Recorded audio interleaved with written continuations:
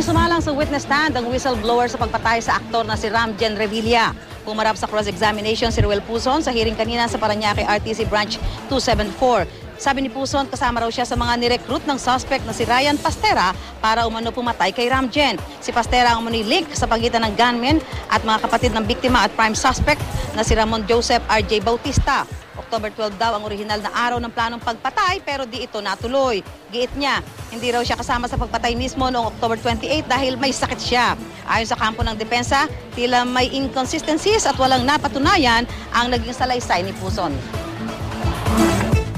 Sinabi niya na nga kanina, wala siyang alam doon sa ano man na nangyari noong October 28, 2011. Ang pagkakaalam niya hanggang doon lang sa October 19, 2011. Assuming na yung mga sinasabi niya, totoo.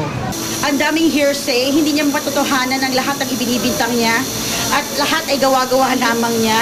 At hindi niya maidetalyado ang lahat ng mga sinasabi niya ni Puzon bilang isang witness. Kasi kung ikaw mismo ay nandun sa totoong pangyayari at sa panahon ng pangyayari, lahat ng detalye ay pwede mong sabihin.